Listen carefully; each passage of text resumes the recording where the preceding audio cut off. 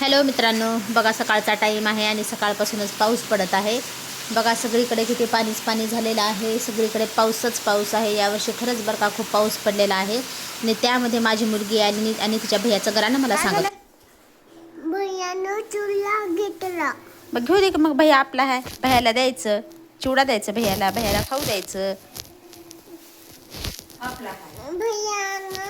भैयानं काठीनं मार. भैयाला काठीनं मारू नको ग, भैया आपला आहे. भैया बघा मित्रांनो, मग माझी मुलगी तिच्या भैयाचं ती मला घरानं सांगत होती. मग मी तिचं घरानं ऐकलं आणि ऐकत ऐकत अंडे ठेवले आज उकडायला गॅसवर. म्हटलं चला आज आपण अंड्याची भाजी करूया, म्हणून अंडे उकडले आणि त्याचे टरपल पण मी काढून घेतले. मग लगेचच गॅसवर कढई ठेवली, कढईमध्ये तेल टाकलं आणि तेल गरम झाल्यानंतर मी त्यामध्ये अंडी तळवून घेतली. म्हणजे तळवून अंडी घेतल्यावर कसं अंडी पण छान लागतात आणि त्या अंड्याला चव पण येते, म्हणून मी पूर्ण अंडी तळवून घेतली. त्यानंतर एकदम साध्या पद्धतीने मी भाजी केली. बघा, हे अद्रक लसणाची पेस्ट आहे, खोबर आहे आणि साधा मसाला आहे. त्यानंतर मी जिरं टाकलं. त्यानंतर अद्रक लसूण वाटून घेतलेलं त्याची पेस्ट टाकली. कोथिंबीर नव्हती म्हणून मी काय कोथिंबीर टाकलेलं नाही. त्यानंतर खोबरं टाकलं आणि त्याला चांगलं मी असं हलवून घेतलं, परतून घेतलं.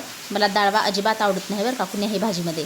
आणि मग एकदम साध्या पद्धतीने एकदम छान अशी माझी अंड्याची भाजी झालेली आहे, बघू शकता तुम्ही. आणि खूपच त्यामध्ये जास्त काही मसालाच टाकला नाही मी बरं का, आपला नेहमीचा रोजचाच मसाला घेतलेला आहे.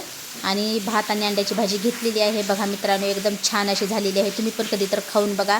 मी पण जेवण केलं आणि माझ्या मुलाला पण मी अंड्याची भाजी आणि भात खाऊ घातलेला आहे.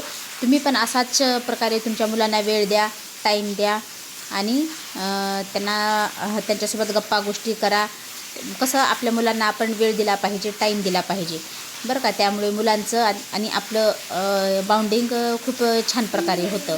त्यामुळे एकदम पोटभर प्रकारे मी माझ्या मुलाला खाऊ घातला आणि मी पण खाल्ले. चला आता पुढच्या व्हिडिओमध्ये भेटूया. बाय.